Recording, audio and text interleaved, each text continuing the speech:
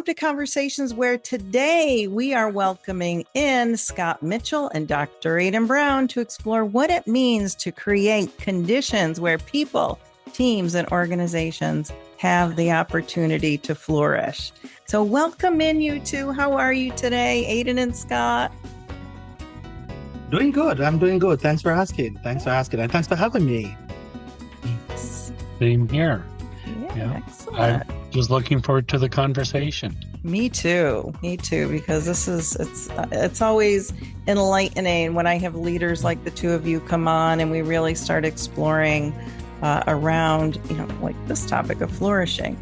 But first, I'd like maybe for you to take a moment and just give the audience a high view, who you are, what you do professionally, and let us know where you're coming to us from today.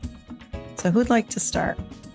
So, Scott Mitchell, and I currently live just south of Cleveland, so Northeast Ohio. What I do is I am an executive coach and CFO advisor, specifically in the faith-based arena. I've been 40 years. It's amazing to think, 40 years in ministry, working with churches, working with small to medium to larger nonprofits, ministries, and just really enjoy this space. All right. Well, thanks and welcome, Scott. Dr. Aidin Brown. All right. Welcome back. Thank you. I'm here in Central Florida, Orlando, Florida, and I I wear many hats. I must say I am Jamaican. So one thing we say in Jamaica is that I'm a jack of all trades. So a little bit, I serve as executive chairman for Monarchs Enterprise right here, president for the Association of DSL Professionals, and president for Sapphire Life, which is a nonprofit organization that we have here in Central Florida. I'm looking forward to the discussion on flourishing because this is something that has piqued my interest. And one of the things that we'll be looking at, we recently launched Monarchs Jamaica Limited back in Jamaica. And part of what we're going to be doing leadership workshops and all of that. And we're going to be targeting the Justice of the Peace, which is more of a volunteer role in Jamaica. And I'm going to be looking at, introducing flourishing as well, because the event is going to be an executive servant leadership luncheon. Oh, congratulations. Thank you. Jeez. You don't let any grass grow under your feet. You are always going. Dr. Cruz just told me this morning I need to make sure I'm getting some rest. Yes, that's right.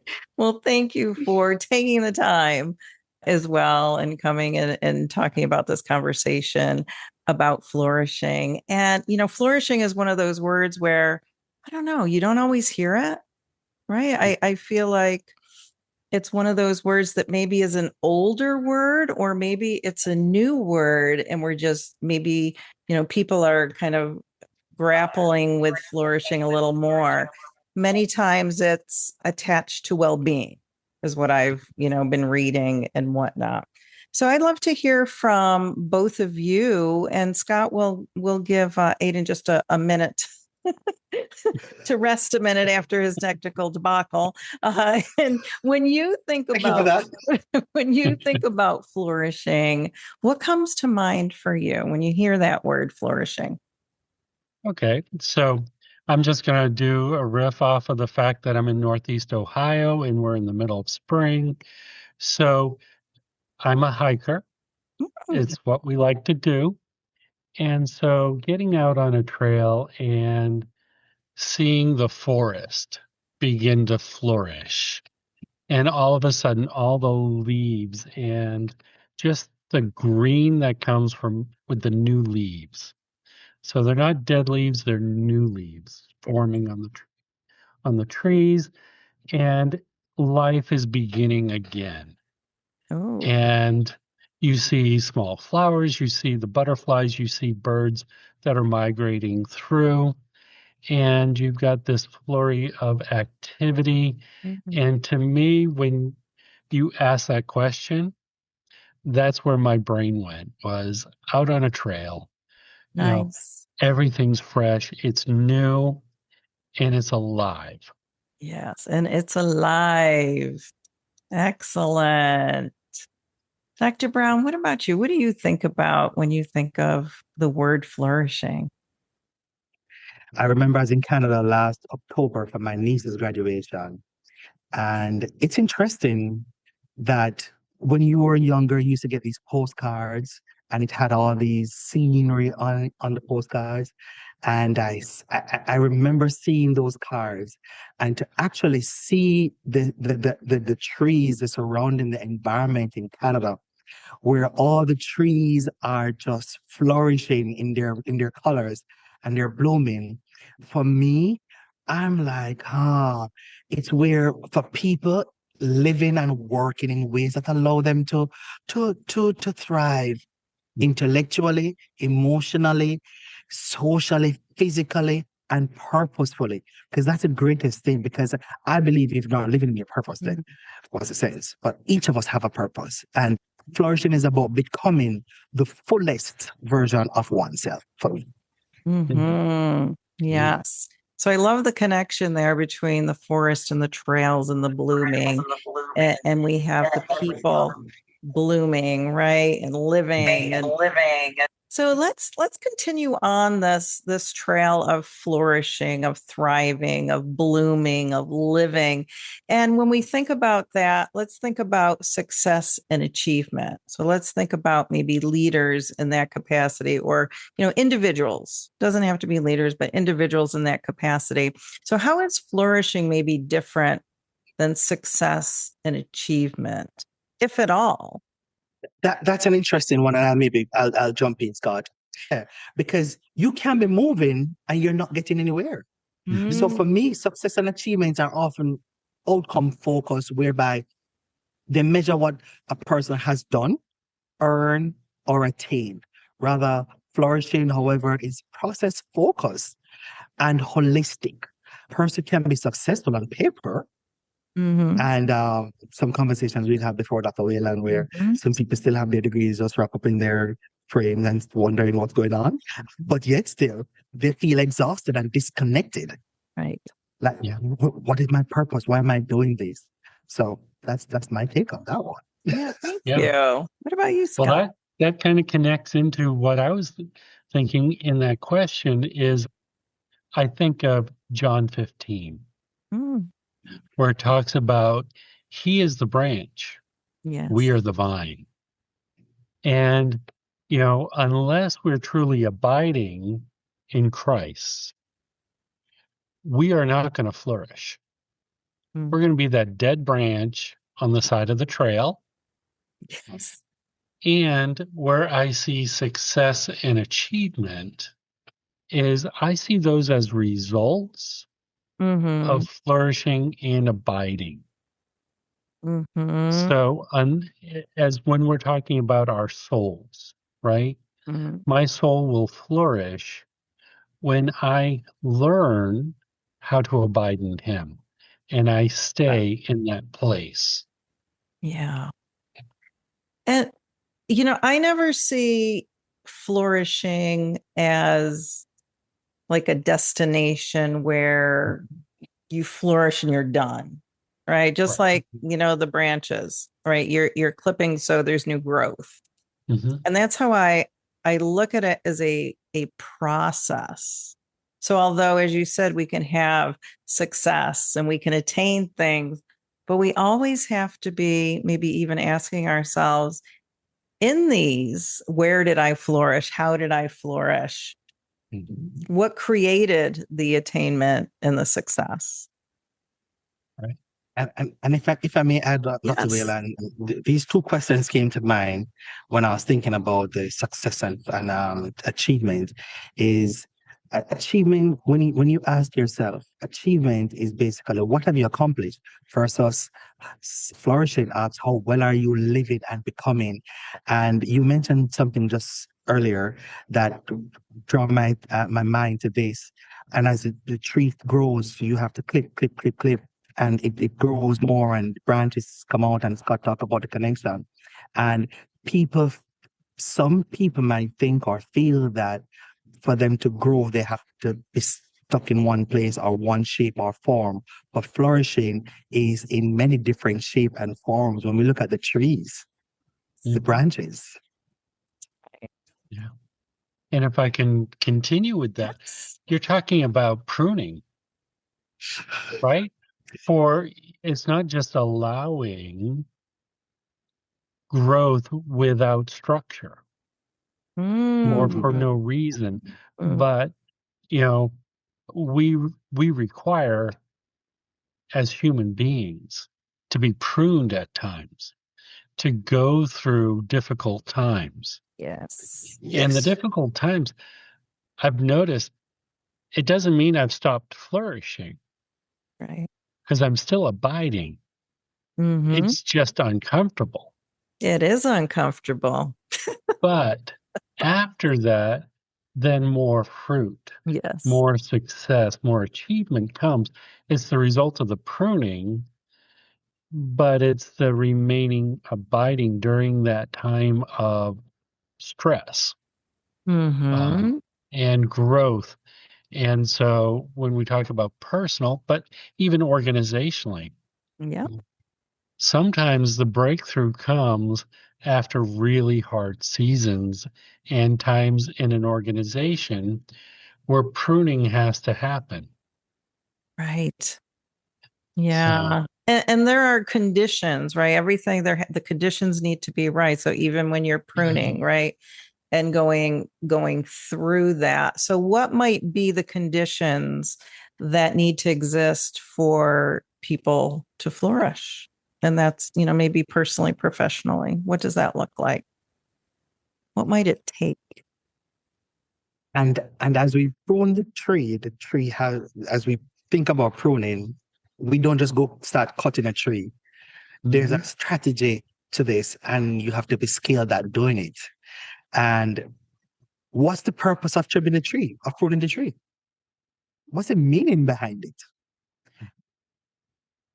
And when you look at it from a human standpoint, psychological safety.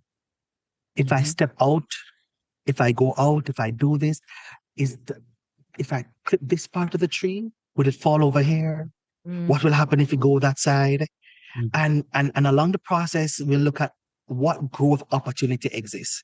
Because we're going to cut a part of the tree and knowing that, yes, this part will grow back, this part will not grow back. Mm-hmm. Right.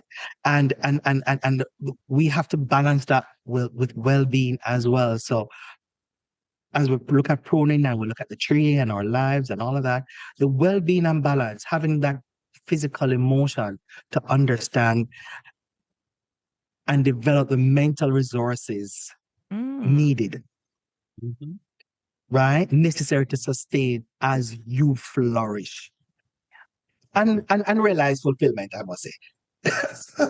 It sounds like there's some strategy in there. Well, in when we look at it from even from personal to organizational, we have to be strategic Mm-hmm. in whatever we're doing in order to flourish. And one of the things, and I'll make mention of this maybe often, recently, the Minister of Justice in Jamaica talked about JPs getting more involved in their communities. And what I've learned over the years with servant leadership, I've been doing this before learning servant leadership at university. So I now want to help my fellow JPs to understand that what you're doing, it's a service to the people, not to yourself. So there have to be a way. And one of the main reasons why the minister say that is because there are a lot of issues with JPs. JPs are charging, and that's not what you're supposed to do. It's a free service because you represent the Queen, the King of England. Yes. So it's now, how do we strategize and make it work for us? How can we bring transformation to the community, the people that we serve? So flourishing in itself, we now have to look at how do how us as JPs help our community to flourish. So it does require some strategic initiatives. Mm. Yes. Scott, what say you? Yeah. So, I think there has to be trust. Hmm? So I've been, in a few organizations throughout my career. I was the one to go in when there's trouble. God brought me in, that's kind of where I thrive. is, when there's issues. And so I've always gone into an organization when they were in transition. And the transitions that moved smoothly or smoother, transitions are never smooth, but those that went smoother were those where there was a culture of trust. Mm-hmm. Because in order for people, and I know we're going to talk about teams, is in order for them to flourish, they've got to trust Yeah. the one in charge. And if we're going back to pruning, right? If a friend of mine is helping God prune me, I have to have a high level of trust in my friend, That's right. right? There has to be, Dr. Aidin talked about psychological safety, right? The truth has to be spoken in love, Mm-hmm. That's right? right. Even when it But hurts. love also Even when has it to have hurts. truth, right? Yeah. So, there's got to be safety. There's got to be a high level of trust. And, to me, those are the conditions that have to be there.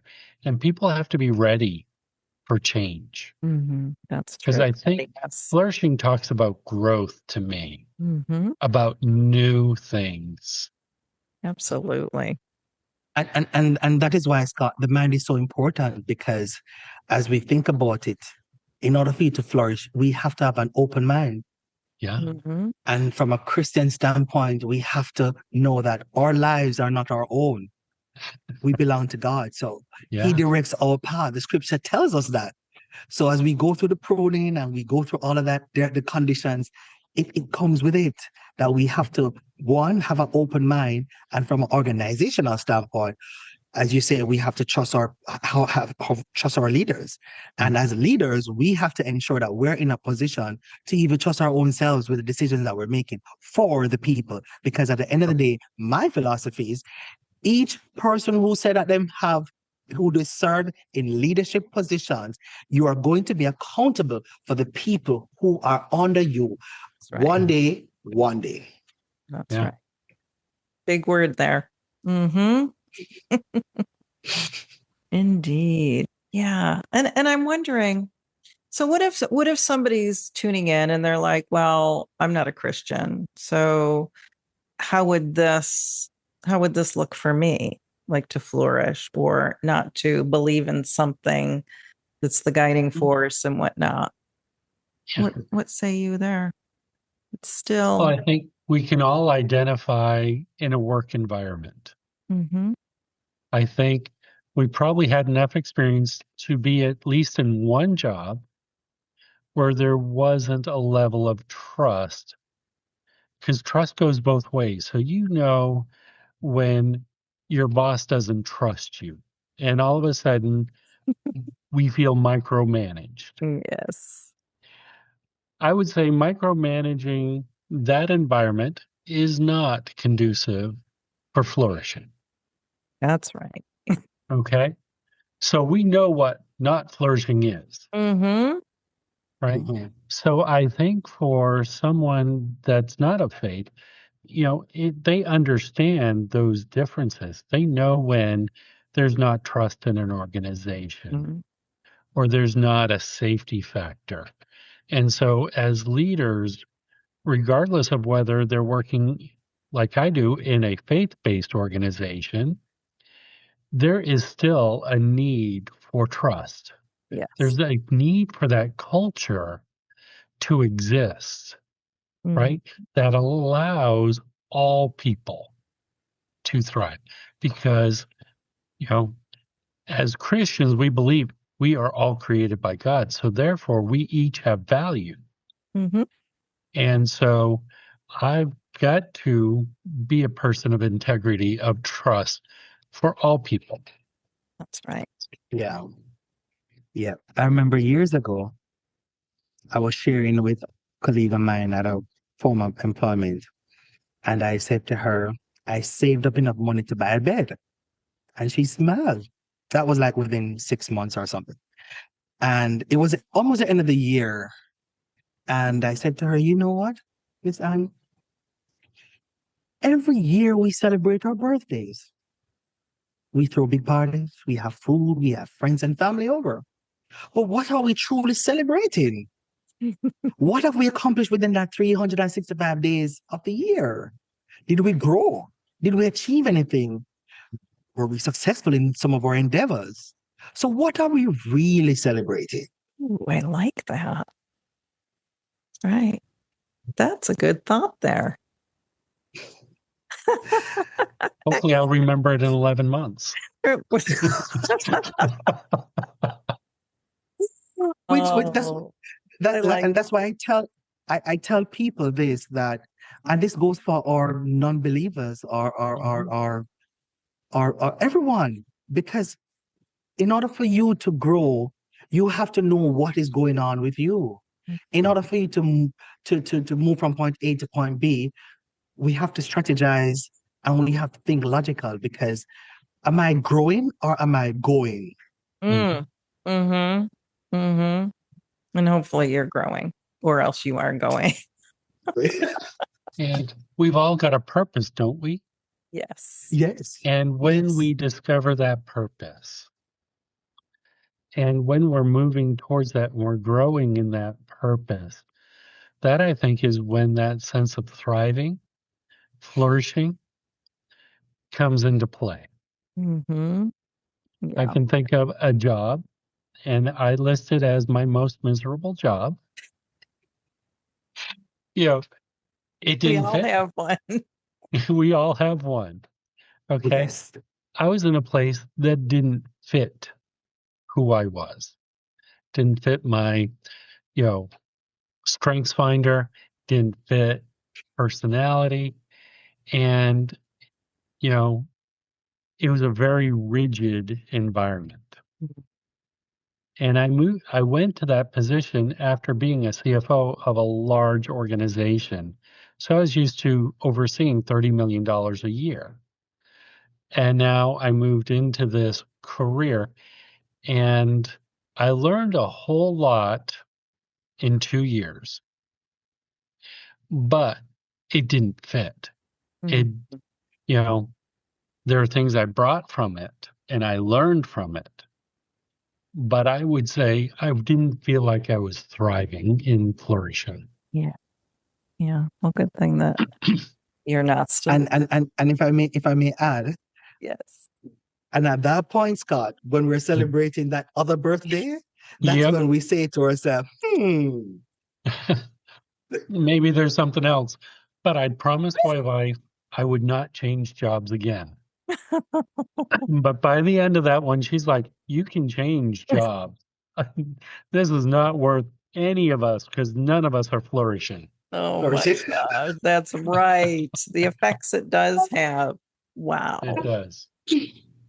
Well, let's turn our attention to teams and flourishing. So many times we look, high performing teams, high functioning teams. So, what distinguishes a flourishing team from just like a functional team, a team that's functional?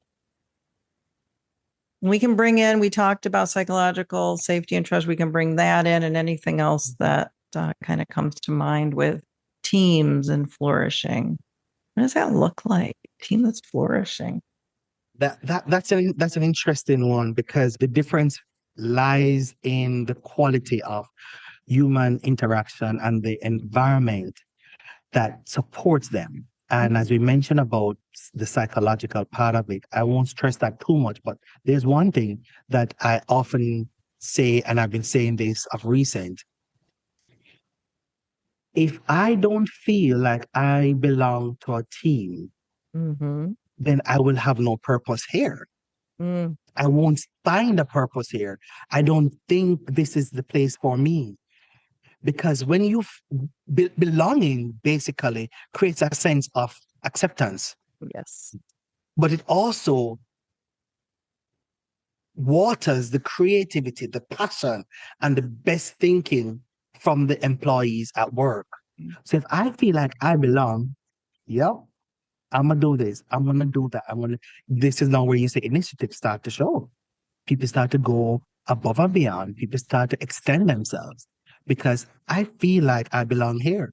There was an organization, and I say this, and I say I'm going to say this on every opportunity that I get. Let's hear it. When I was told to apply for tuition reimbursement at this company, and when I was doing the doctoral degree, and when I got the form, it didn't have anything for doctoral programs, not even PhD, not even PhD. So I said to the director, why would I do this? This says master's or the MBA or other masters. And he said, well, you never know. Just complete it and submit it and yada, yada. I'm like, okay. After 2 attempts, I did it. He asked me twice and I'm like, you know what? I'm going to do this. And this is coming, which is alarming. And tell me if you agree with me or not. This is coming from an HR person. And I remember a few years ago, I made a presentation and I said, I think this is where HR now, they're confusing themselves between HRD and HRM because they don't know what role they play. The HR manager sent back an email. I saved it because this is going to be my talking point. And asked if my doctorate is real. Is this a true doctorate degree? Coming from an HR person. And I can tell you this, I never saw myself belonging there, not growing there. And I'm like, yeah, belonging.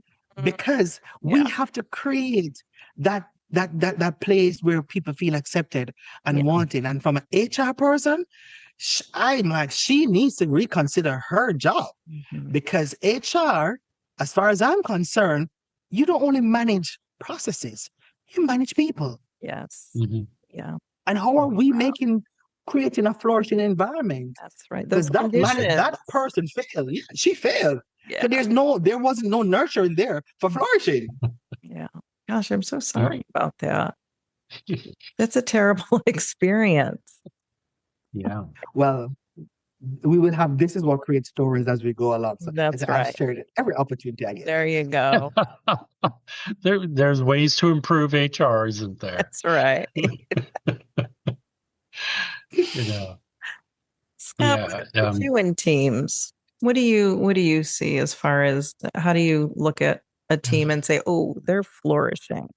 When Dr. Aidin was talking, he was talking about the quality of their interactions.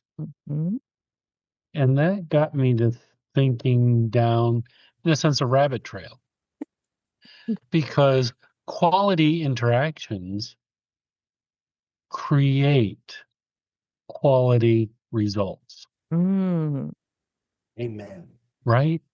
And you were touching on that through your conversation. And it was like, when we belong to a team, when we're safe in that team, right? We can then have disagreements, true disagreements, because that interaction then allows us to have better results. We're not all yes people, right? It's not just agreeing with what the leader of the team says we should be doing, but rather there's pushback, there's figuring it out, because there are real issues in leadership that need to be addressed, but oftentimes aren't, because that belonging, that safety, the trust does not exist. Yeah. And it takes cultivating those conditions so it can exist, because we could want it. We could want to feel like we belong. We can want to trust our team members. We can want all day long, but unless everybody is putting in the effort to create the conditions, so yes, I belong to this team and I feel like I belong to this team. And I feel that not even that I feel, but I know I can trust my team members. I know that they'll have my back. Yeah. And that takes work. Beyond the functional part of a team, the working. So these are like the inner workings maybe of the team. Yeah. that too many teams forget about, or they don't know. They don't know some of these aspects of teamship that are so important to cultivate. Yeah. And if I may add, as we look at trust, psychological safety, and belonging, I believe that without these elements, team may perform inadequately, right? But often operate from a compliance standpoint Yeah. rather than a commitment standpoint. Mm-hmm. Compliance versus commitment. Very good. Yeah. Yeah. And Scott, I mean, you're all about compliance, right? I should be, right? But actually, that's been a lot of when I walk into organizations, especially the organizations I walk into are more visionary led. And, you need an interpreter between the compliance accountants in the room and the visionary. Yeah. And that's oftentimes where I found my space of going, okay, we can't just go up to the visionary and says, oh, the IRS won't let us do that. One, it's hogwash. We're just hiding behind the IRS. Two, that means they're going to go do it without asking you in the future. So you have to have a two-way street of trust. Yeah. If I'm just saying accounting speak or compliance speak, then I haven't earned the trust of my leader. But I find that if I can get the why, right? If we can have a good dialogue, then trust begins to happen. Yeah. And then I can say no to certain things. That's right. But I love typically and in love. and in love, it's usually no to this way.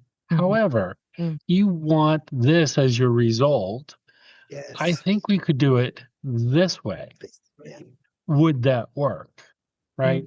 So now, because we've had a full conversation, instead of immediately saying no, but again, I find the visionary has to be open to having that conversation rather than just running with their idea. So, and it goes back to the conditions. It's creating those conditions. Right. So these conversations can happen openly without people getting, all crazy and figuring it out together. Yeah. I would have to say it takes a secure leader to allow for those under them to flourish. Oh, yeah. I guess and grow maybe even more than they are. Right? We can't be afraid of a subordinate being better than we are. Because there are some, especially my age, I'm looking at, okay, I've been 40 years in ministry, so therefore I am a little older. We got to raise the younger ones up. That's right. Right? We got to train, upcoming executives, upcoming leaders, and not worry about them having a better idea than us. And it's okay. We want to encourage that. Because what happens if we're no longer there? The organization doesn't thrive, So yeah, but it's about the intentionality. And that's why to add to that, Scott, I often say as a leader, it's not, I think my book on Beneath the Crown, Leadership Rooted in Service, Passion, and Purpose, it speaks to leaders. Don't look at your position because I have arrived at, and it is about me. But it's what goes on beneath that crown is what makes you a leader. What do you do for the people around you? And Yeah. how many individuals under you can say that they are flourishing, they're growing? And when I remember, excuse me, I had a supervisor years ago when I worked at the credit union, and one Saturday we had to go to the ATM machine four times because it was not working, and we keep getting notification. And on the fourth time, I was going home, I was driving my car, someone ran in the back of my car, and all of these things. But why did I do that on a Saturday? Why I never complained? Because the leader that I had then was somebody who goes out for her people. Mm-hmm. Yeah. So in that case, when you think of yourself as a leader, how are people below you trusting you to really bring them to a point of flourishing? Mm-hmm. Bring them to a point where I see purpose, I see value. Yeah. And I would want to come here, not because I'm faithful to Monarchs, but I'm faithful to Dr. Brown because of what he has inspired me. And I'll maybe share this for the last of it. I used to mentor a young man back in Jamaica. The family migrated. And what is interesting about that mentorship program was I was his brother's mentor, not his mentor. And every time I called to talk with him, my mentee, he would have never talked. So his brother always come at the phone. And we developed that relationship, and another friend of theirs, and the family migrated to Cayman. He saw me on Facebook. The family saw me on Facebook. We connected again, and my mentor still haven't said anything. And his brother is the one who actually was following me, and he said, "I want to come to America. I want to be where you are." Mm. And I'm like, okay. He came here, and I remember that's years ago. And he came here and found love. I, as a notary, performed the ceremony. That's amazing. And up to today, he told them when I was doing my final project, and I had that workshop, Dr. Whalen, my workshop for my final project, he flew from Texas to Florida to attend the event, my leadership workshop. And he was just a supervisor. And now he's the operations manager. My event was February. He went back, and in April, he had his certificate because we all gave them a certificate. And he took his certificate back and framed it and had it as a desk. And his whole demeanor, approach, and everything, within 2 months, he was promoted to manager. And he told everybody that story, that listen, that man, he's the best mentor I've ever had. He called me his uncle today. So when we look at being in people's life, are they flourishing? Are they what is it? How is it that we're impacting their life? And that's a thing that as leaders, we have to say to ourselves at every anniversary that we celebrated leadership, have I done anything to impact anybody? So, yeah. And you never know who you're going to impact, like in this instance. Right. Brother. That's incredible. Yeah. Yeah. So when we think about that from that organizational, let's go there. When you think about the markers of a flourishing organization, how do we know it exists? So we talked about the individual, talked about the team. So how do we know at the organizational level the flourishing exists within there? I think we can consider the responses from employees. Are they engaged? Mm-hmm. Are they trusting leaders or the organization to think of their best interests? Yes, I want to come to work, but is it that I saw something recently where employees, if they're late, they're fined? And I'm like, what are you telling me? The high retention of talented employees. I heard a story where this organization and a CEO was asked, would you fire an employee with 35 years of experience that cost the company $250,000, or would you keep him?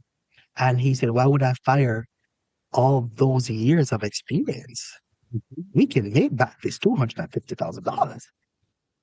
And the collaboration that we bring across departments, right?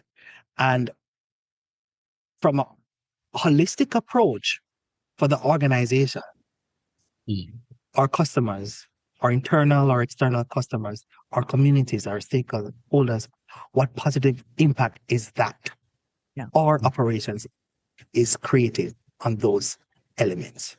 Hmm. What say you, Scott? You talked about this collaboration across departments, right? That makes me think of, we've heard of this silo mentality, right? Yeah. And I've been in leadership meetings where you have different department heads and they can only think of their department. We can't do this because this will make us do more work. It may help fundraising, but it's going to cost the accounting department to do extra work.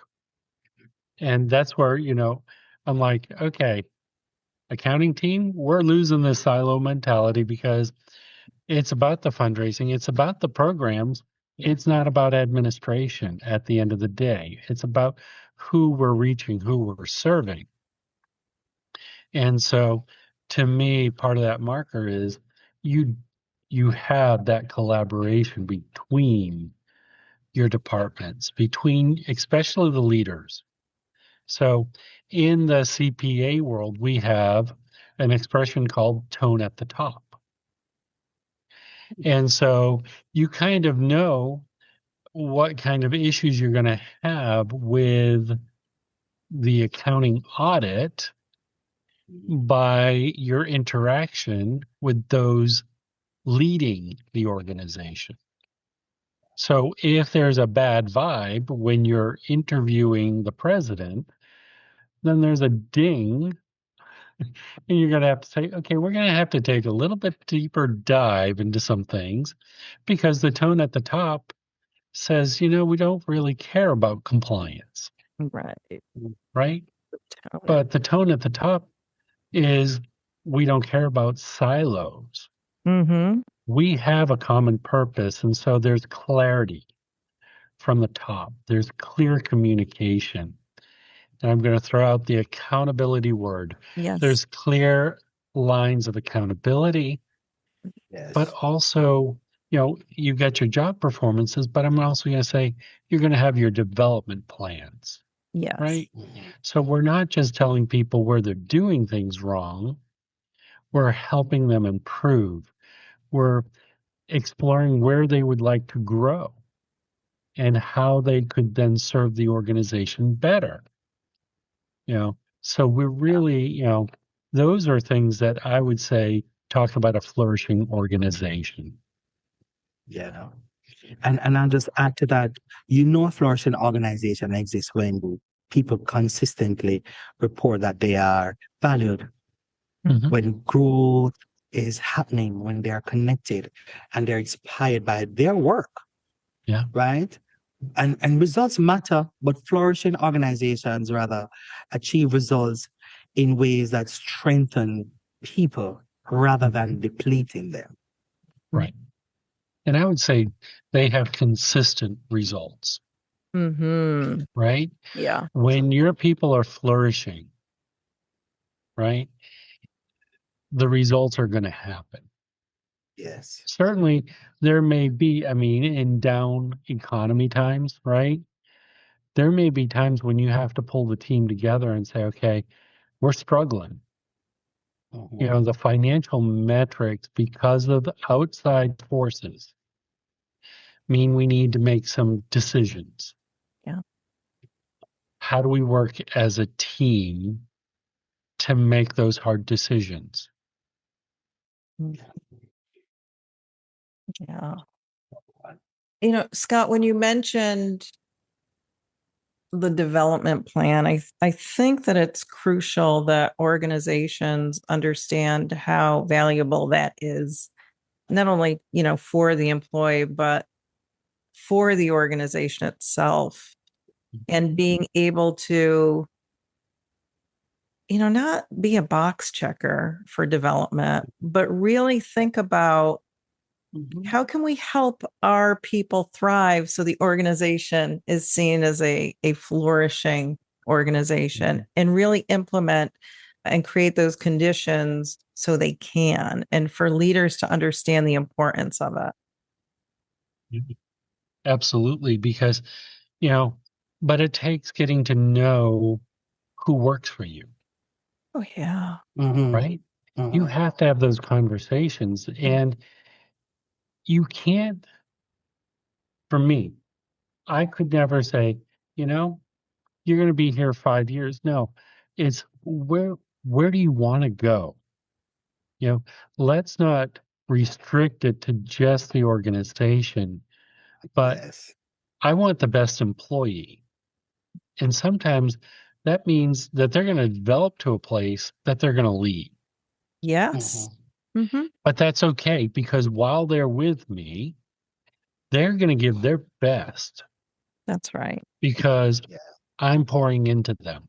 Mm-hmm. I am making sure that they as an individual develop. Yes. Yeah. And that's a part of the pruning process. It is. Pruning. Right? Yes. Oh, wow.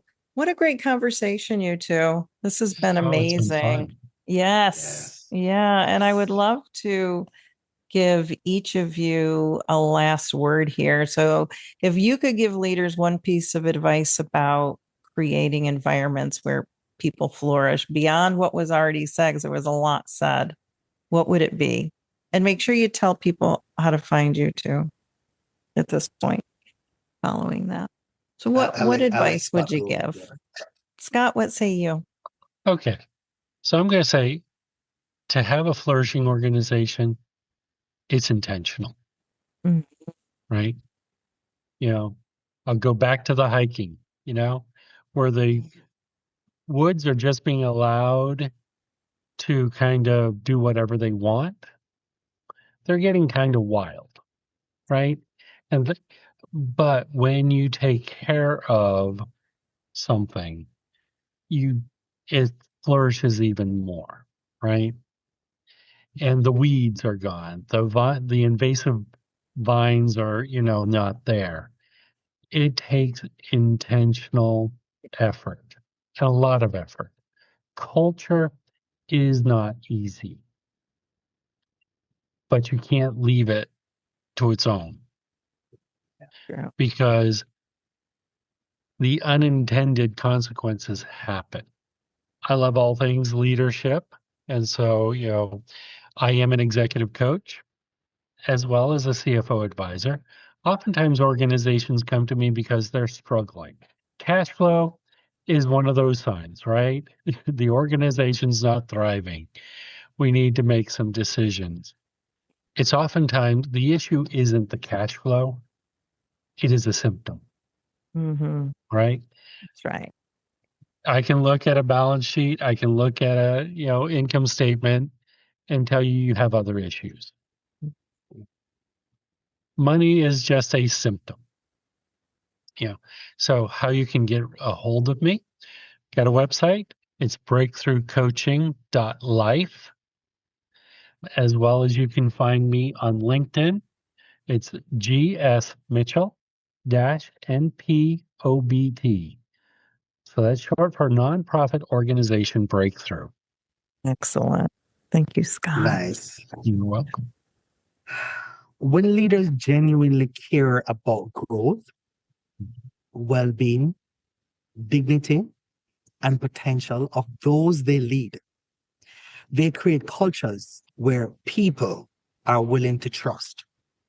Leaders see people as human beings first, and resources second. Flourishing is not something leaders can mandate. It is something that cultivate through consistent actions, authentic relationship, and a commitment to helping people become the best version or the better versions of themselves. The greatest leaders do more than just achieve organizational goals. They create environments where people leave stronger, wiser, and more capable to do more, be fulfilled, right? When they arrived. So when that is what the true measure of leadership and the foundation of human flourishing is. So I'll leave it at that to think about. I'm at Monars Enterprise, www.monars.us. And I'm working on my brand, building my brand. So if you want to connect with me, I'm on LinkedIn, Aidin Brown. And email address is aidin.brown@monars.us. Thank you. Excellent. Well, thank you both again for joining me on Conversations. Terrific conversation around flourishing for people, for teams, for organizations. And until next time, you keep doing great things. We'll see you soon. Thank you.